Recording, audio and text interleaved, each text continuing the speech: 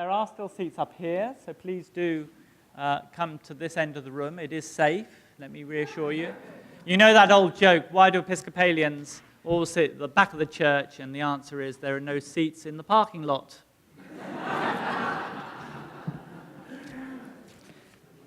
Ladies and gentlemen, this is, in my judgment, our convocation highlight. And what's interesting about this occasion is it's one of those moments when the past meets the present in a very striking way. The D. Francis Sprigg Memorial Lecture was established in 1964 to honor Francis Sprigg from the VTS class of 1846. It was set up by William Morgan, now he was the VTS class of 1936, to honor his uncle. So we have here the journey from 1846, pre-Civil War America, to 1936, a pre-Second World War America, to 2013, a post-9/11 America. And the gift of this lectureship is that there's an appropriate opportunity for us to think afresh about the challenge of the world in which we live. Our Sprigg Memorial Lecturer for 2013 is a poet, an author, a reporter, and a person of exceptional talent. Eliza Griswold is the author of the highly acclaimed 10th Parallel, which explores the tensions between Christians and Muslims in Northern Africa. She's written for the New York Times Magazine, the New Yorker, the Atlantic. She's held fellowships at Harvard and the New American Foundation, and she's currently working on the complex relationship between water and poverty in the United States. Ladies and gentlemen, I present to you our 2013 Sprigg Memorial Lecturer, Eliza Griswold.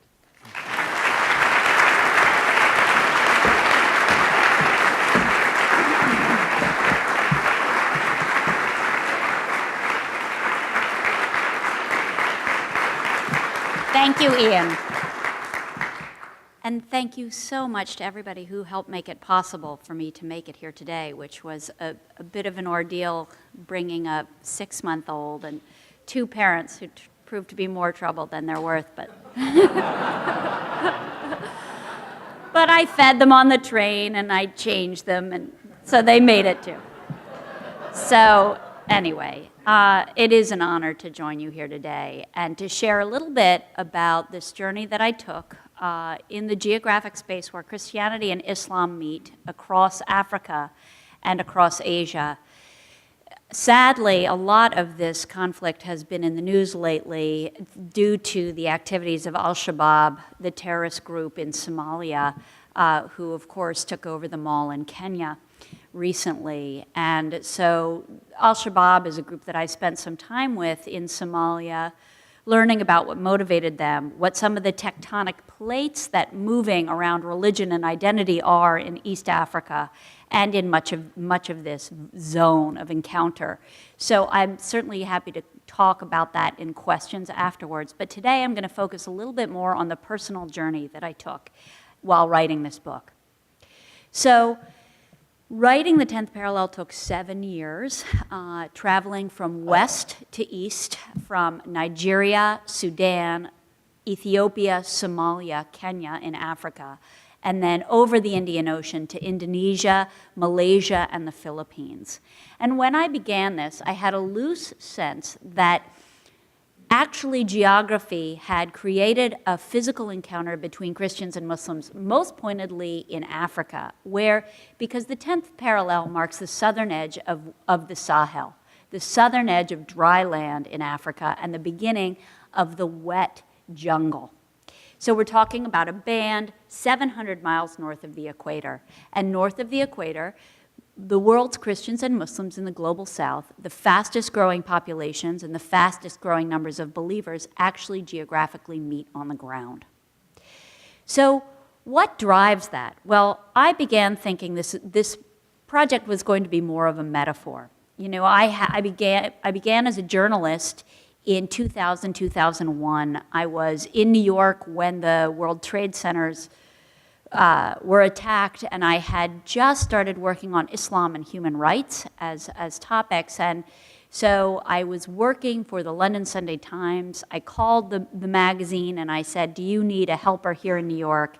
They put me directly on the story, and 2 weeks later I was in Pakistan with those sneakers on that had dust encrusted from the towers in their soles, in the refugee camps in Pakistan where the Taliban was formed. And I realized very quickly that for many of my peers in the world of journalism, talking about religion was either sensational or verboten. There was no space in between. Either this conflict was driven by understandings of religion, or it was all a question of political economy. It was all haves or have-nots, and religion had nothing whatsoever to do with it. And I thought that the answer probably lay somewhere in the middle. And I knew, given my background, that I was able to talk to people across religious lines. And I also knew, growing up, sitting around the dinner table with errant monks and all kinds of colorful characters who lived their faith, that living faith didn't necessarily make you a lunatic. And that was profoundly different from many of my colleagues. So I decided while working in Afghanistan and Iraq to change focus a little bit and to look at the geographic fact that 2 out of 3 of the world's 2 billion Muslims don't live in the Middle East. They live in Africa and they live in Asia. And I wanted to go to where geographically they physically meet with most of the world's burgeoning population of Christians. And so that took me very specifically to the southern edge of dry land, where for reasons of wind and weather, Islam, which principally arrived in Africa first, carried by missionaries and traders over trade routes, reached as far south as the southern edge of dry land. And there where the jungle began, Islam had to stop. Why? Because the camels and the horses the missionaries and traders were riding to carry the faith and their goods south were stopped by tsetse flies. Where the jungle began, so did tsetse flies, and the tsetse flies killed off the camels and the horses, and that, for all intents and purposes, is where Islam stopped. Now, any good African Christian will date the arrival of Christianity in Africa back to 37 AD, to the arrival of the Sudanese eunuch, to his return. As we know, the book of Acts tells the story of the conversion of a eunuch from Sudan who worked in the treasury of the Kandaki, the Ethiopian, you could call her the empress. And Ethiopia, Sudan, these words only mean land of the blacks. So geographically, we're talking actually about the area where the 10th parallel begins, where the Arab world ends, and the black African world begins.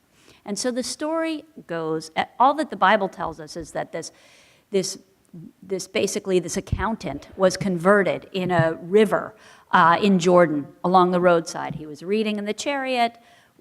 As all reading was done in those days, he's reading aloud. I'm sure you guys know more about this story than I do. I just know it in a story way. And so he's reading. Philip hears him. The Holy Spirit says, ask him what he's reading. He comes forward. The eunuch is baptized. And that's what we have from the Bible. But ask any good African Christian, and the understanding is that this Sudanese eunuch then returned to Sudan/Ethiopia and began to spread the gospel in 37 AD. And so that's just one touchstone that I learned very quickly while doing this work, that any understanding of Christianity as a Western import is naive at best and seen, really, we don't need this. We understand Christianity in a profound and prophetic way.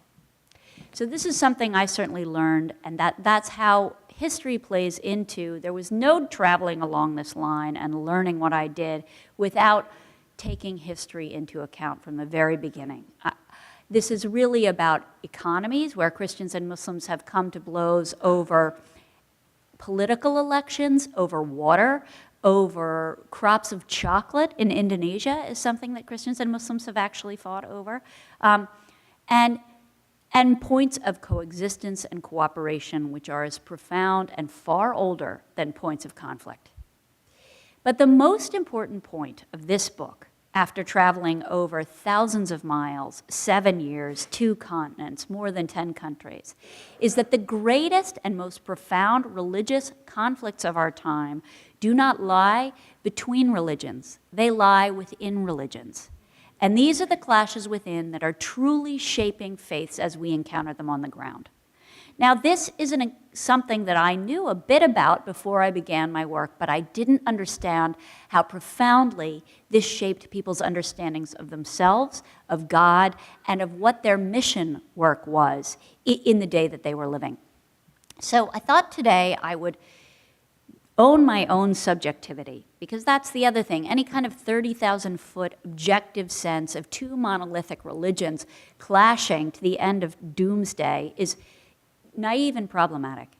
Far more true is the fact that in every country, on every continent, people have their own understandings of what faith is and how it works. And the place to begin for me was with myself. Because I didn't understand when I started reporting this as a secular reporter. I thought, largely what I'm going to do is be an anthropologist. I'm going to travel in these places. I'm going to talk to people who've committed great acts of violence or great acts of courage and cooperation in the name of their respective faiths. And essentially, I'm going to tell those stories and be able to explain why they've done what they did. The question I did not account for as I did this work was that the first question I got when I sat down for any of these hundreds of interviews was, well, what do you believe? And so I thought today I would share that portion with you with something probably a little bit humorous, I'm hoping, and then we could open the discussion and talk about anything from there, truly. So the first and probably the sharpest divide, we certainly see Nigeria, is split between North and South on the 10th parallel. This group, Boko Haram, all of the idea of violence in the name of faith in Nigeria was just coming to the fore when I started this reporting. But Sudan has split into two countries between North and South on the 10th parallel since I started reporting. And this was a division extremely old, driven by all kinds of factors. Again, we have in Sudan, along the 10th parallel, you have the dry north, the dry, primarily Arab, Muslim north, meeting a Christian and traditional believing south. Because people call the South Christian, but I'm sure most of us know that primarily the South, it follows its own traditional beliefs. So what stopped the South from becoming Muslim? A swamp. Along the 10th parallel, there's a giant swamp called the Sud. And one of the underlying tensions that lies deep beneath religion, but has come to be really interwoven with religion, is the question of race and a history of slavery. Because one of the things, we've heard about this in Darfur, we certainly have heard about this in the war in Sudan, a 40-year war between North and South, is that the Muslim North has sent slave raiders, Arab horsemen, into the South to enslave women and children primarily, and mostly non-Muslims. Of course, in Darfur, this is Muslims and Muslims, very different. But along the 10th parallel, we have this knife edge where in places where I visited in the South, villages had crosses on the roofs of their huts to mark that this was the beginning of Christian land. One of the Americans who has the longest running history working with aid organizations in the South is Billy Graham's son, Franklin Graham. Now, Franklin and Billy are two very different men. Billy Graham is known for his work with civil rights, his work with nuclear nonproliferation, and Franklin has chosen to be a lightning rod, a far more polar kind of man who had called Islam a wicked and evil religion in the days following 9/11. And he formed that belief with his work in southern Sudan, where for a couple of decades he has run the South's largest hospital. He's run feeding stations. He's watched as the North, in the name of Islam, has bombed the people, the children, women of the South. And this has brought him to an understanding of Islam as a rival monotheism, one that needed to be stopped. So In 2003, the president of Sudan, Hassan Omar al-Bashir, who has since been indicted by the International Criminal Court for crimes against humanity in Darfur, invited Franklin Graham to come to northern Sudan for the first and only time in history. The two men are sworn enemies. They preach rival forms of millennial faith that define themselves based on an opposition to the other. And when understanding this historic meeting was going to happen, I asked Franklin Graham if I could go along, and he said yes. And so we went to the north, and we went to Khartoum. We sat in Bashir's marble-like greeting room. And what happened was very interesting. Bashir speaks Arabic. He doesn't like to speak in English. And Franklin Graham was telling him about this hospital in Louis in the south that Graham had built. And he said, Mr. President, we have a hospital in the south. It's the largest one in a place called Louis. And Bashir turned to his aide and said the one and only sentence he uttered in English, which is, isn't that the hospital we bombed? And Franklin Graham said, yes, twice, and you missed. With that,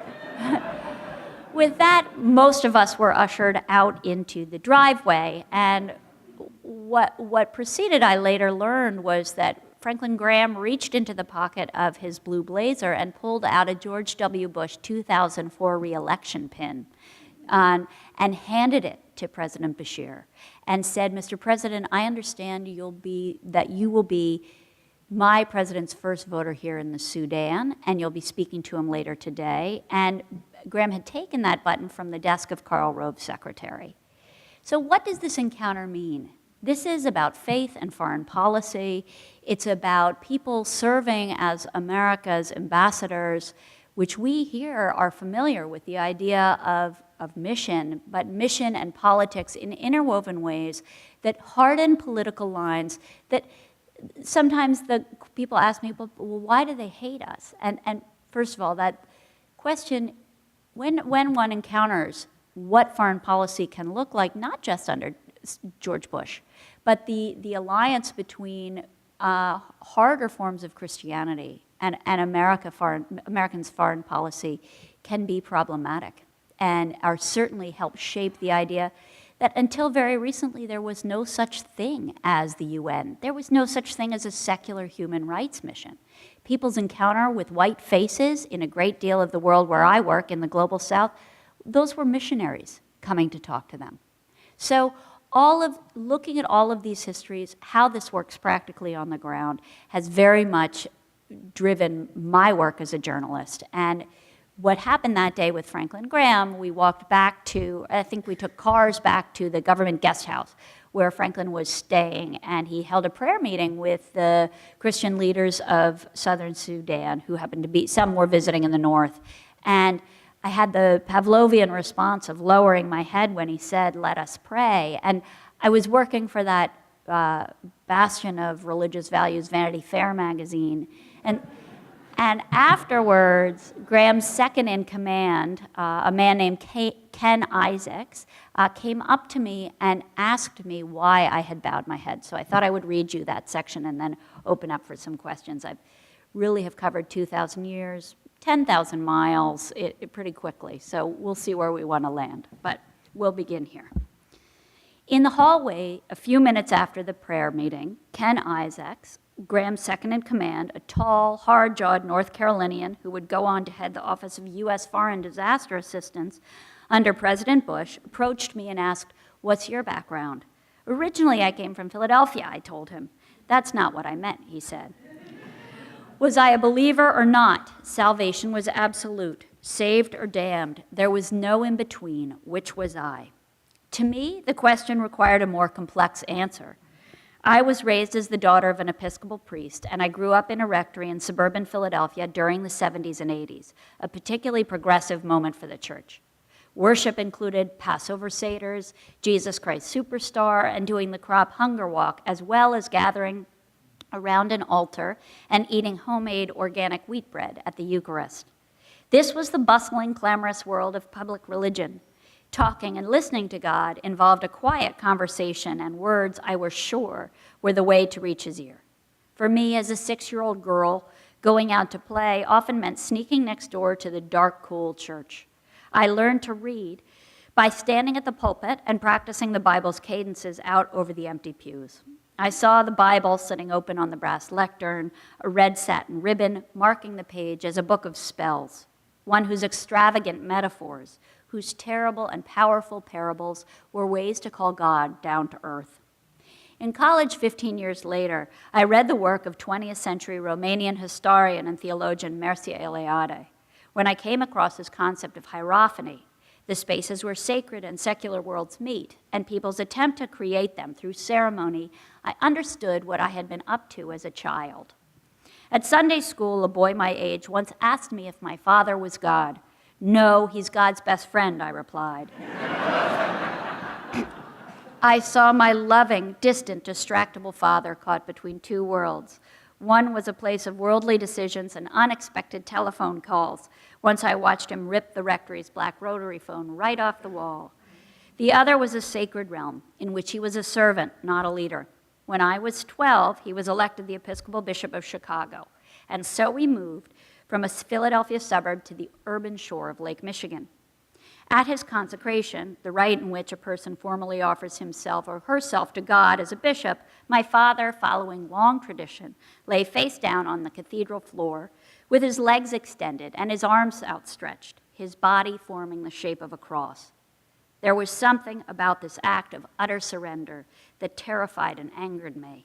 What right had God and the several thousand Midwestern strangers in the pews to demand my father's life? When are they going to let Dad up? I asked my mother. Although I feared for my father, I also feared for myself. What did God want from us anyway? As a teenager, I grew petrified of God's will. What could faith cost me? It could cost me myself. What if he were to come down and swoop and ask me to submit also? Frankly, I was afraid God would ask me to be a nun. My father's uncompromising commitment to the articles of his faith proved difficult for me to reconcile with his progressive values and his critical intelligence. I spent those years wondering how faith and intellect could coexist.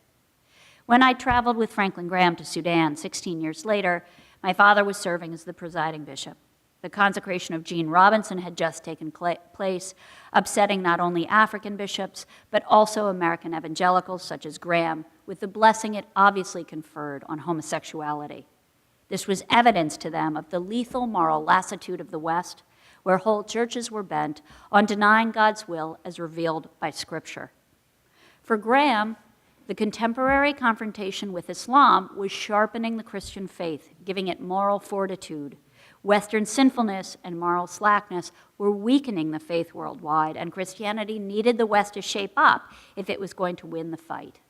But for Graham, as for others, the consecration of Gene Robinson as the Bishop of New Hampshire was not just a sign of weakness, of falling away from the old true faith. It was a full-on repudiation of the sexual morality that some believed set them apart from others. As such, it marked a divide among Protestants worldwide over what it meant to be a Christian, over whether progressives or conservatives had the right to speak in the name of God. The Reverend Franklin Graham and presiding Bishop Frank Griswold stood on opposite sides of this divide, and the gap between them was widening. And I was the presiding bishop's daughter. "You have 30 seconds to tell Franklin that," Isaac said. Graham was in the dining room eating a lunch of oxtail soup with 12 members of his entourage. In the doorway, I hesitated. 13 seconds, Isaac said, standing behind me. I sat down at the table and told Graham who my father was. Graham listened, then looked at me and flashed a smile. Not the familiar high-watt public beam, but a private and mischievous grin. He and I were kin. For although we were raised with very different understandings of what it meant to be a Christian, we were also fellow PKs, or preacher's kids, modeled sheep who had grown up caught between religious parents and private rebellion. But that's where our similarity ended. As far as he was concerned, the fact that I had not accepted Jesus Christ as my personal Lord and Savior meant that I was going to hell. There is no middle ground. Salvation is black and white, Graham told me. He had made this choice for Christ. Why hadn't I? I asked him to clarify. What did he mean by praying to Jesus? How was that different from praying to God?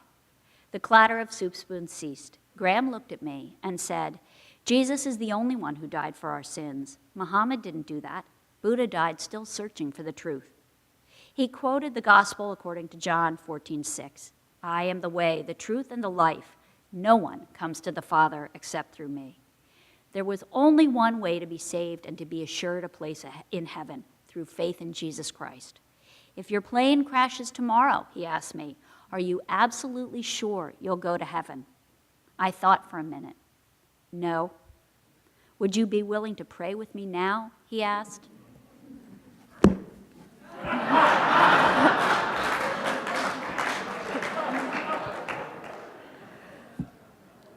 That's the mystery of faith. So, what is that about? That encounter is about the clash within and owning the multi-forms of belief that lie within Christianity as within Islam, and trying to come to terms with what some of those differences mean, and trying to know ourselves before trying to know what looks like a monolithic other and is nothing. There are the divisions within Islam far beyond Sunni Shia, far beyond Sufi, Sunni. The divisions from believer to believer over what theology means, over what God mandates over daily life, are profound, and they are different, and they are nuanced. And if there's anything that I learned in the course of writing this book, that was it. So hopefully I'll open now for some questions and discussion, and we can move along. Okay, I'm going to help assist this stage of the proceedings. Well, first of all, let me thank you for that delightful...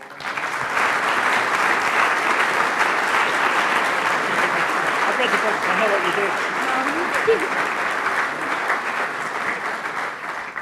Now, I'm not going to spoil that lovely... I mean, I've read the book, so I know exactly what you did when she was asked that question. But there is an opportunity to buy the book afterwards, and you might persuade the author to sign up, which adds to its value considerably on eBay, so I recommend that to you. But this is an invitation into a conversation, which I think is a great gift. So what we'll do is we'll just open it up to conversation. Let me start the ball rolling, if I may, Eliza. What's very interesting is that, as I understand your argument, the primary conflicts in the world faith, let's take Islam and Christianity as illustrative, are, as you put it, within the faith family rather than across the faith family. And is it your view then that the great gift that you had in your upbringing is on the right side of that divide, and there's a sense in which William Franklin was on the wrong side of that divide? I mean, is that fair, or no. Do you want to make it more complicated? I would have to complicate that, because the fact is that everyone who owns that there is a right and wrong side is going to inherently set up a division that does that sort of one-pointedness. One of the questions I began with is does fundamentalism inherently lead to violence? Because if one sense that there is one way means that I am saved and you at best are damned, maybe you're violently trying to oppose me as well as lost, you know? That kind of dichotomy, that bifurcation is problematic. It's a kind of thinking that I believe we're growing beyond. But how not to slip into a moral relativism that for many believers the world over, this is absolutely part of the reason I wrote this book would be for readers like you guys here in this room. How do we come to understand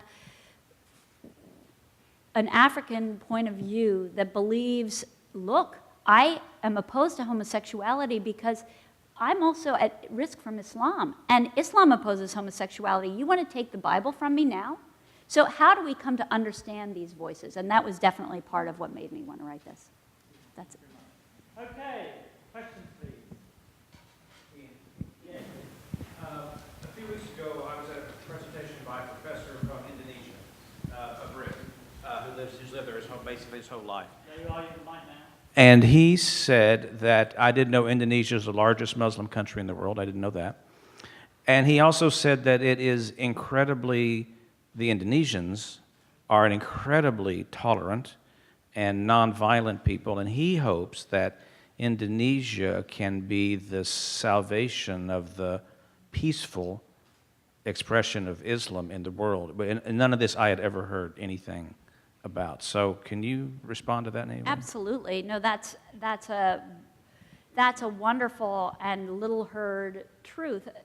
At roughly 240, 250 million people, Indonesia is the world's largest Muslim country, and it's a functioning democracy. So anytime anybody says in a kind of facile way, well, Islam is not compatible with democracy, one only needs to point to Indonesia. One of the questions is, there's a wonderful Islamic thinker named Abdullahi Anaim who's at Emory University.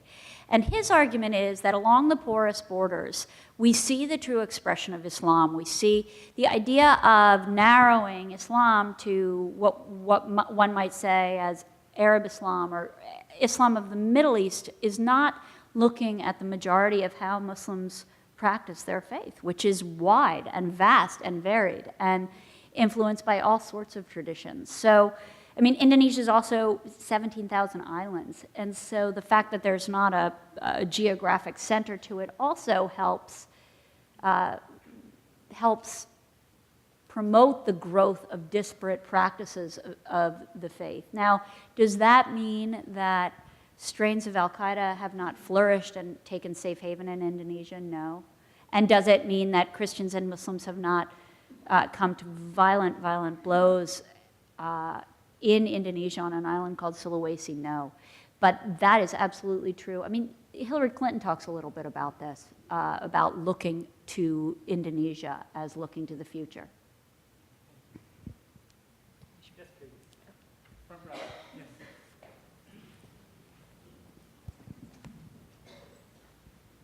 Thank you.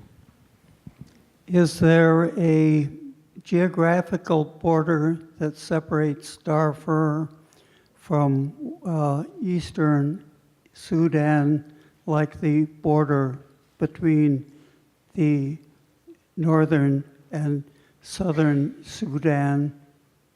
No. There are some mountains and there's a vast amount of space, but there's not a swamp like the Sud. No. Right.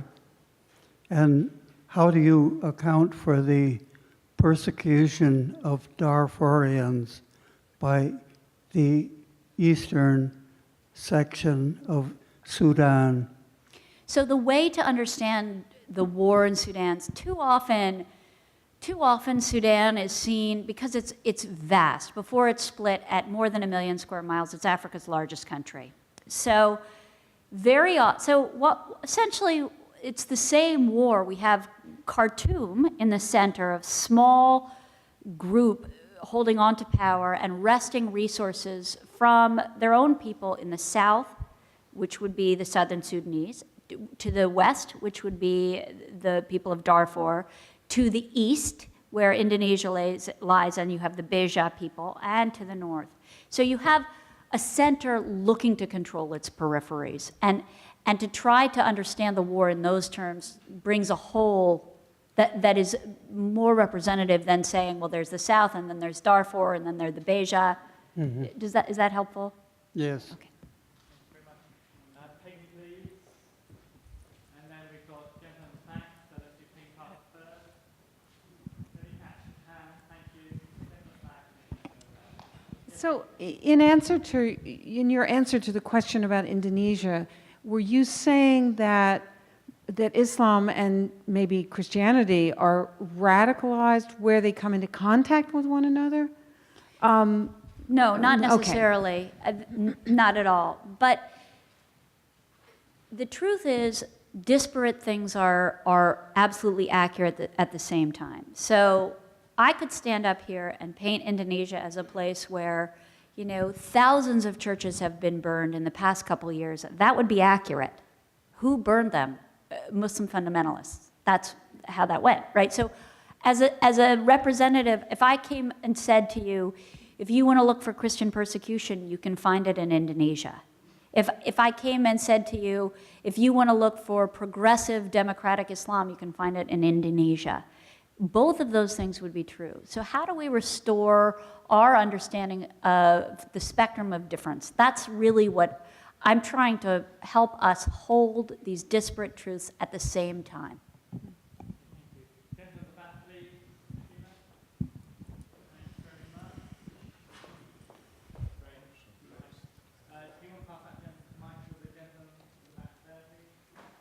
First of all, I want to thank you for your book. But you know, anytime we talk about Muslims and Christians, I'm caught right in the middle. Because the frustration I have with what we've done in the West, I think I'm old enough to say this. 40 years ago, you didn't hear of all what's going on. And I think when we leave out the perpetrators who've made this happen, that the West has gone to the Muslims, say, you know, you're better than this person. Because there's a saying that used to take place, that the Europeans came to Africa, and as we were praying, they left us with the Bible, and they got all the diamonds. So when we forget to look at you said something about it, the political, the financial end of all of this. This is what is causing all the problems in all of these places. And we don't have to blame anybody but ourselves, because we're the ones who go there, put people against one another. You know, my wife is sitting here. All of her family are Muslims. In my family, I have folks who are Muslims too. And I think when we do not know the whole story, people are really in trouble. And it's really frustrating, because anytime I hear it, I say, not again. You know, because a bad Christian is just the same as a bad Muslim. So, you know. Absolutely. No, I love that, that saying that you used. I was traveling, before I was writing the book, I was traveling in eastern Congo on a logging road late at night. There are no other roads in eastern Congo besides the road that logging companies have come in to basically to steal timber. And what happens on those roads is rebel groups come down and just rape and pillage. And I was going to talk to some people who had been attacked, and I got into a conversation about homosexuality, as one does late at night on a eastern Congolese road. And the driver said to me, you may have brought the Bible here to us, but you left it here with us, and it's time for us to bring it back to you. And I think that's absolutely a valid understanding. It's something that I hope that I have tried to do. There are many, I'm not going to name anybody now because I don't want to single them out in a way. I'm being taped. There are people who I spoke to who had lost children, Christians who had been attacked by Muslims, who said, you're an idiot, you in America, to not understand what we're facing here because it's bloody and it's real and it's impacted my life. At the same time, in Nigeria, the majority of the violence at that time, precursor to Boko Haram, was people who took the idea, the exhortation to be a Christian soldier literally, as part of a teaching of a particular missionary who had come to this 10th parallel, who had said, this is the fault line, you better protect the rest of this country. So how to understand? So one of the things that I think is happening, like, okay, so that's anecdotal. So to take a step back and look at, well, what does that mean? In many of the countries in Africa where I worked in the course of doing this, it was pretty easy to see that national identity meant nothing. Why? Because the idea of a nation was superimposed on a colonial map from the first place. It never existed. And if that wasn't enough, on top of that, the government that did exist, let's say Nigeria, had embezzled at least $8 billion a year. The majority of Nigerians were living on less than $2 a day, no right to any kind of public school, no road, no electricity, no running water. So who can you turn to if there's no government to safeguard any kind of individual or collective right? You turn to your faith community. Who made sure that these guys had water, had school? Their mosque did, their church did. And so the idea of living an individual faith, of faith and God safeguarding daily life in this individual and on a global scale, were intertwined. And that's why when people say to me, I mean, what I saw is that religious identity, more so than any other, more than ethnic identity, more than national identity, is on the rise around the world. So how do we account for that? And I think what you're saying is we begin with looking at the lack of resources and the lack of ways that people have to safeguard their very lives and the lives of their children. In my various roles as parish priest, army chaplain, and particularly as hospital chaplain, I've now visited with 256 people who've died and been resuscitated, or who spontaneously came back to life. And of those, 5 were Jews, 4 were Hindus, 2 Buddhists, and numerous a-religious Americans. And I'm finding that the liberal Christians and more liberal, moderate Christians understand this and understand that heaven is open to all of these. The 17 people I've spoken to who had distressing or hellish experiences all had one thing in common. They were mean. The more cruel they were, the more hellish the experience they had. And what the bulk of these people have told me is how completely loving and accepting God is in bringing us in. Now, I find that liberal and moderate Christians understand this and applaud it. My question of you would be, in your workings with Muslims, do you find that the moderate Muslims would accept this breadth, or are they closed-minded on this? Well, doctrinally, ideas of heaven are pretty prescribed, somewhat similar to ours and somewhat different. But I love your story. I think it's wonderful. I hope you write about it. I did. Harper's published it in February. And is it being sold at the bookstore, sir? I put 2 copies in the library, and I gave one to one of the professors of practical theology. And I hope to come back and be able to share this with students here. Yeah, no, I mean, so I would wonder all kinds of things. I would wonder what the sociological teachings from childhood were of some of the people you talked to and what was ingrained in them, because I come at this from a different point of view, right? I come at this from a somewhat analytical point of view. Not to take anything away from that experience, but to say, what's really going on? Who knows? So I think, I think fundamentalist Muslims might have a more pronounced experience of that than so-called moderates, One is a former hellfire and damnation preacher. Yeah, doesn't surprise me. 30-year career at this on radio stations throughout the South in a large congregation. And then he died of a heart attack. When he came back, he started talking about how loving and forgiving God was, and the congregation melted away. There went the congregation and the money and the staff. That's right. And the church.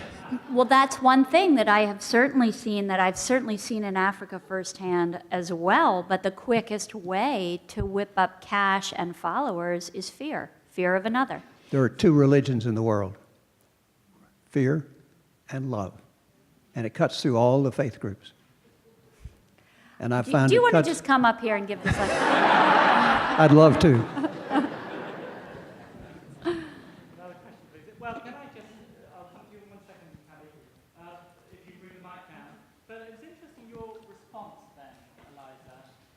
Did you for a second become your secular journalist again, who sort of found yourself thinking, hang on, before we assume the veracity of these narratives pointing to some sort of transcendent reality, let's look at the sociological reality. And why is journalism such a secular worldview? Why does the secular worldview permeate journalism so much?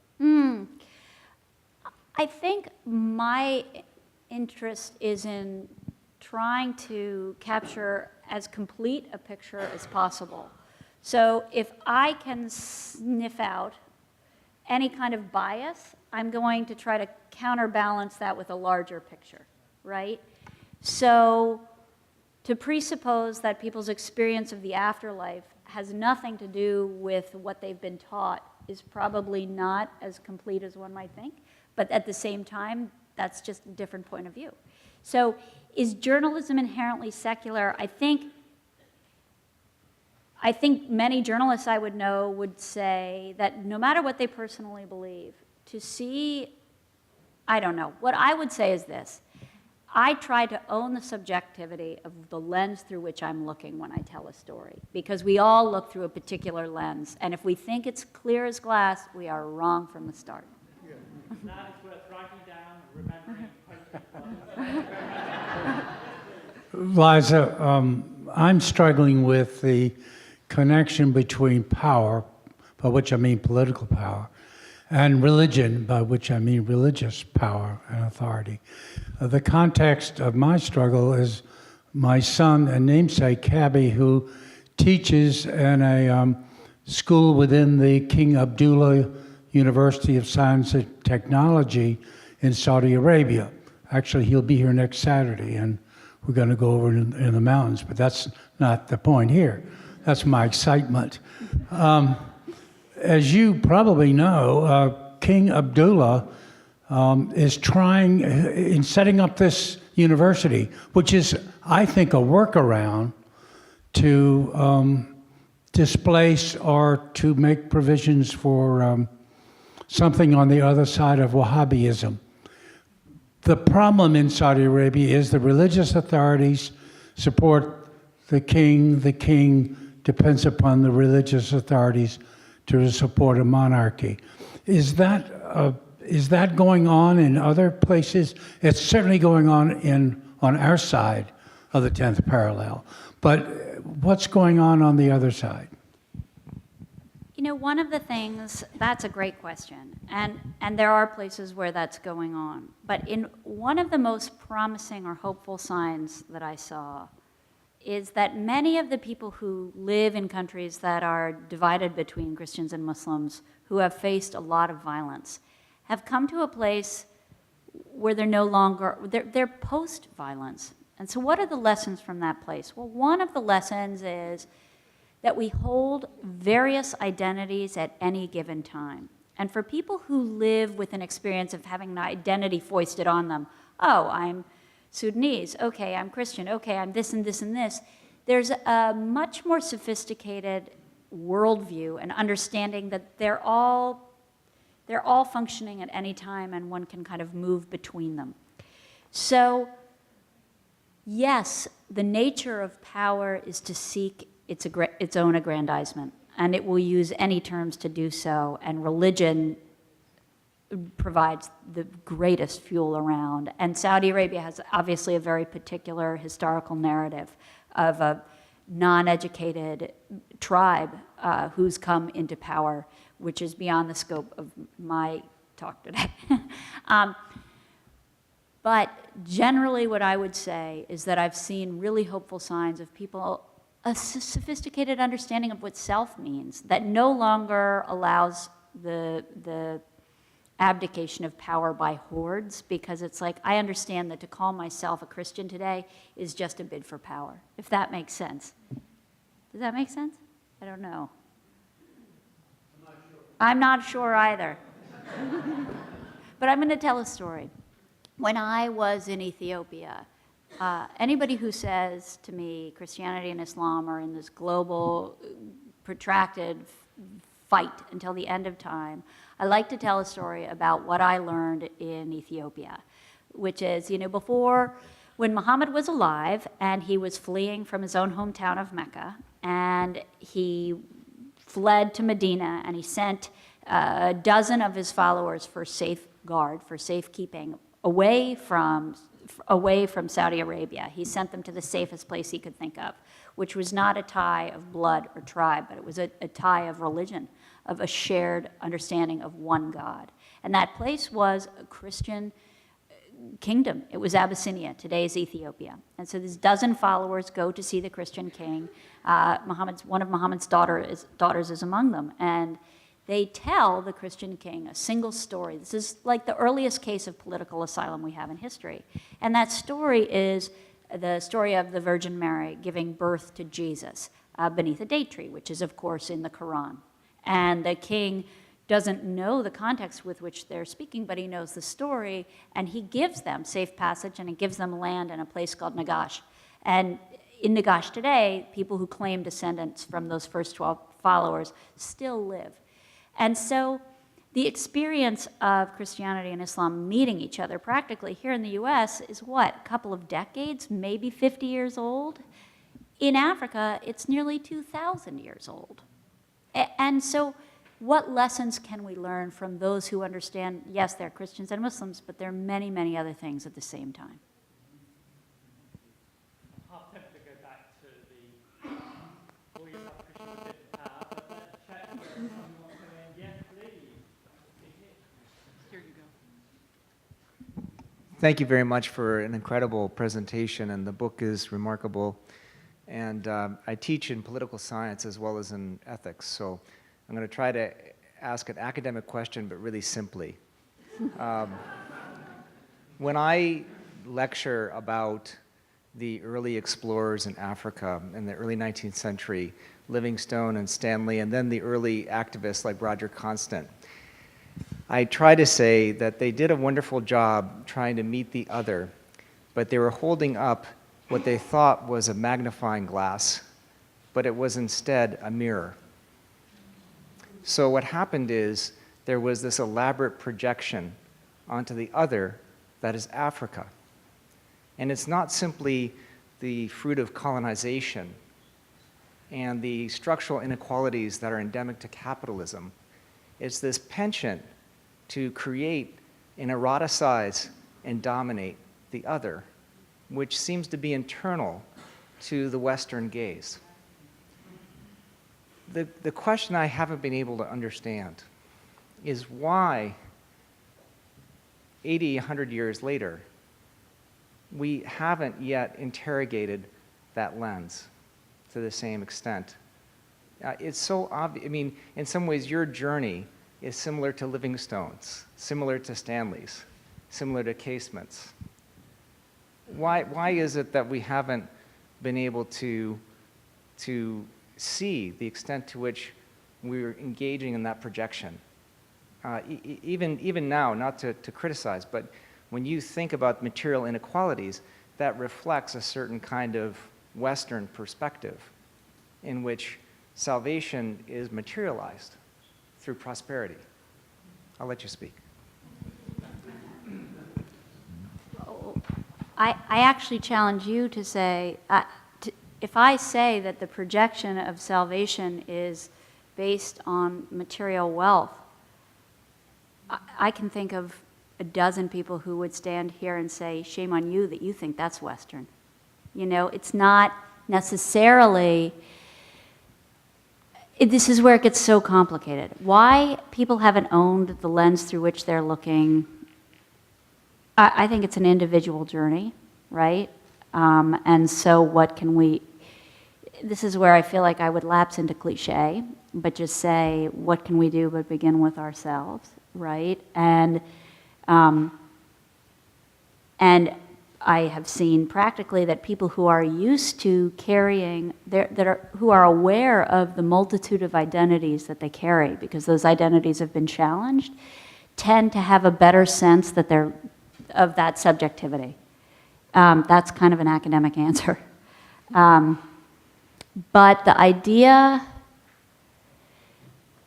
part of what I wanted to explain, and I would say this room would be a great audience for that, is how do we come to terms with a kind of faith that calls for only one way, that calls for material wealth as practical and earned? Like, I would say, you know, well, why does God really say that you need an SUV?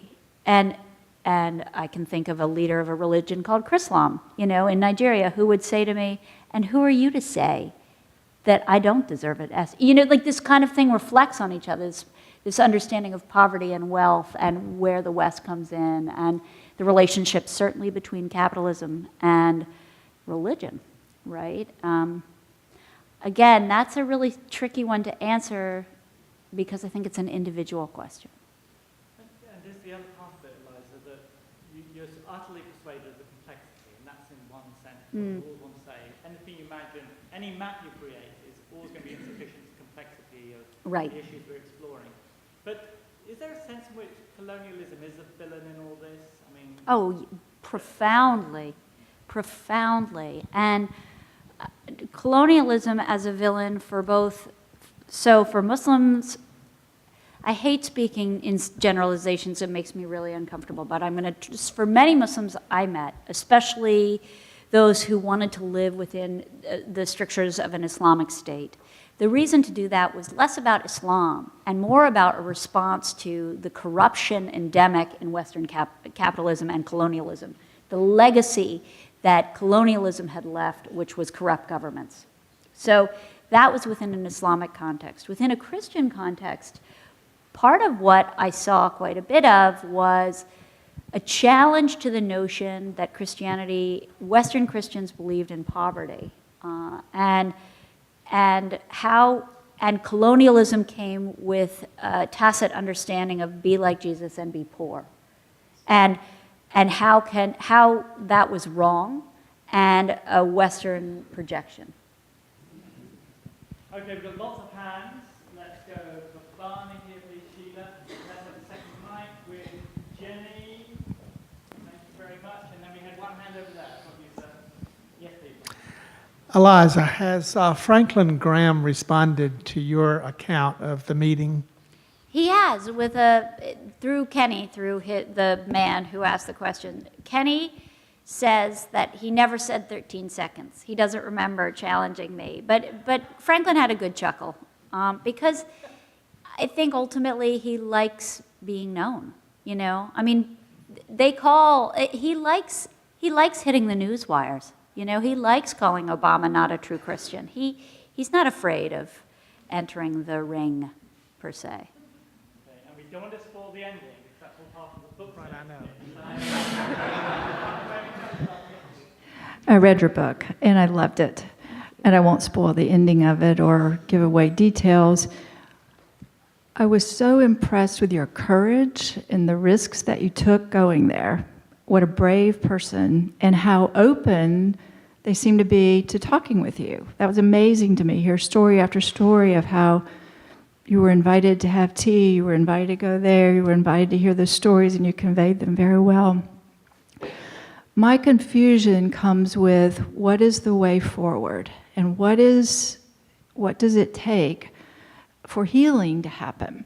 And I believe that happens through relationships, and when we know the other as a person and hear the story, that certainly is part of the healing.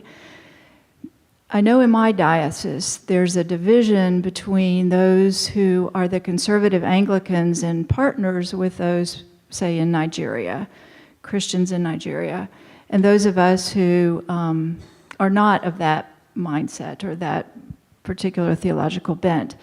So in your opinion, does it help build bridges when Americans, Anglicans, Christians, Episcopalians have those relationships? What is the way forward? I'd love to hear your take on that and thoughts after writing the book and where you are now in it. What is your ministry? What is your work? I have no ministry. I'm not a minister. But we're all ministers. Very uncomfortable, very uncomfortable. So a lot of good questions. I think relationships are key. And I also think that one of the things, because I spoke to many conservative African Christians, and a lot of what they were looking for was partnership, and the only people coming to talk to them were extreme conservatives. And the act of listening cannot be underplayed. When someone wants to sit down and say, my wife was blinded by this Muslim mob, and my child, look at his mouth, it was cut by a machete. Don't tell me that the violence Islam carries isn't true. Partly people were eager to talk to me because I had come to listen. And so I think we can't underplay the importance of getting there, of showing up, of continuing those relationships, of engaging on uncomfortable subjects. You know, I think certainly that joke about the Episcopalians in the parking lot, you know, another is we don't talk about our differences, right? people want to talk and are looking for, in the same way we have this silent majority that's probably more moderate than the voices of extreme right Christianity that dominate the airwaves. The job of those moderates is to get out and not be so silent. You know, why on either side of the divide do the most extreme strains of these religions, why do they own the media? And as a member of the media, I get that. I get why you want the most crazy soundbite, you want it in 30 seconds. But the media's job is to listen more closely, and the moderate's job is to get out there and talk. And somewhere in there's a point of encounter. Yes, please. Two comments and a question. Your discussion reminded me of a quote that I've been repeating to people this week because I just finished the book. It's Diarmaid MacCulloch's new book on silence, when he quotes someone in one of his multitude of footnotes at the end of the book, which says, "A text without a context is a pretext for a proof text." That's a great quote. And I think we always have to know the context. So the second one is that it's a dominant culture issue, that I think that it's hard for me to face any situation where I am a member of the dominant culture and to look at it objectively, because I think that what I am is normative. And someone else thinks of what they are in their context as being normative, and so everything else is the other. We were talking about that this morning in the workshop on maybe the misused word Islamophobia. So that's just another comment. The question on journalism is, I found interesting in being able to back up, because my junior warden is one of the senior editors at the Los Angeles Times, and gave a talk to us about the difference between being a journalist and a propagandist. And she said, we both write, we both may be on shows, so you know, it's how do you step back and have that critical eye and not find yourself being a propagandist? I think it probably has to do with intention. I don't know. I mean, is that naive of me, or am I not seeing the lens there that I would think, well, a propagandist would know what he or she were doing, but maybe not. Maybe I'm a propagandist, I don't know it. I mean, no, I don't think so. But what I'm saying is, I think it has to do, like anything else, with intention. What is my intention here? To reveal truth as best I can see it, beginning with my own subjectivity? Or is my intention to sow division, to get on TV, you know, to sell my children's book featuring Rush Limbaugh as, you know, somebody from the Vikings or whatever he's selling? Do you know, I mean, I think that, I don't know. I think it begins with intention, but I could be wrong. Okay, I'm going to do the left side and make sure I'm not missing areas of the room. So is there a question here that people can contact by eye and then the chance to do so? Yes, please. The mic will mysteriously appear. And I'll line somebody out from that block over there. Have I missed you? Anybody desperate to get a question in who hasn't been contact by eye? Okay, you've got a few moments. Thanks, Barbara.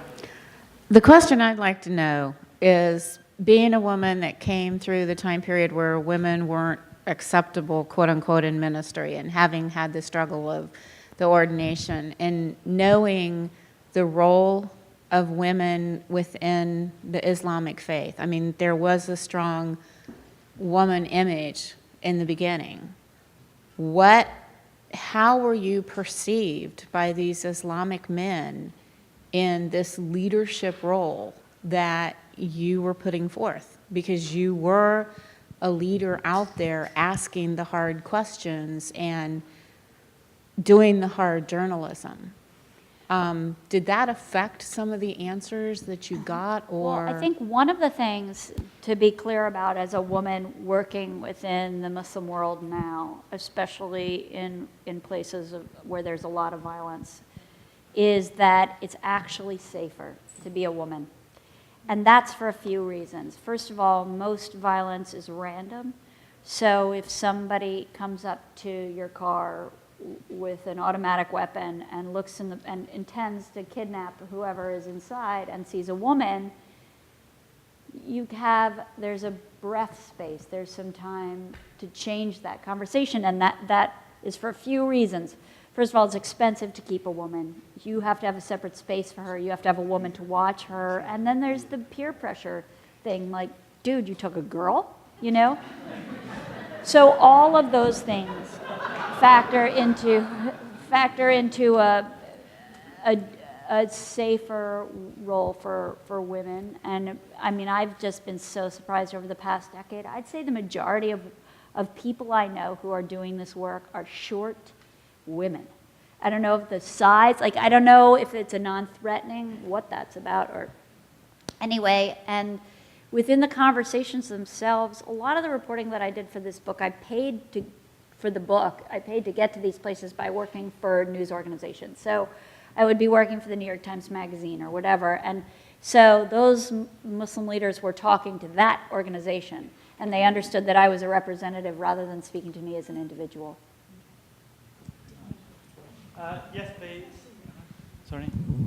They can't hear me. Don't worry, I don't say anything interesting. But go on, brother Neil. I haven't read your book, but I'm going to. I will certainly do it.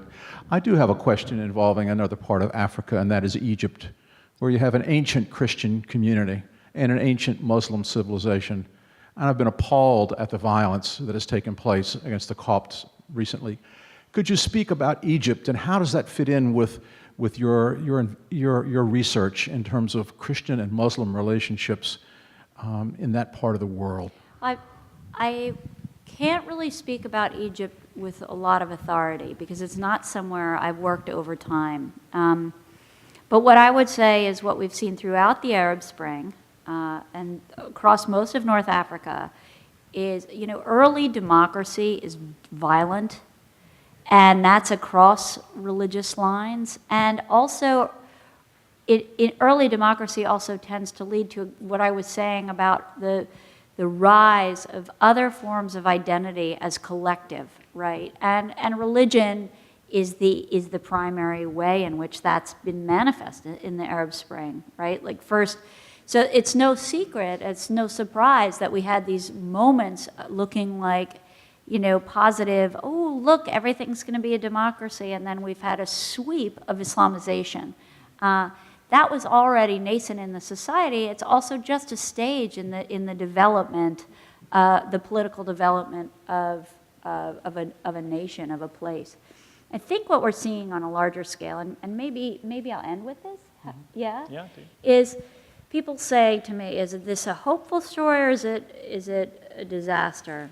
And in the same way, talking about the breakdown, in the same way that we understand that the greatest divisions in religious identity and the greatest points of flashpoints lie within, right? This clash within.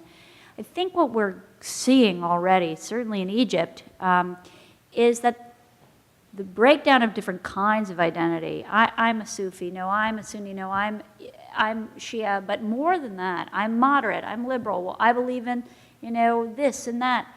We're going to see a continuing division in this kind of larger, both within Christianity and within Islam, and I think ultimately that is going to diffuse some of the larger understanding that there's a monolith across the way. Because ask most Americans now, it's like, no, of course I know that there are many kinds of Islam. Did we know that 10 years ago? Did many Muslims think about that? Well, where do I lie on the spectrum?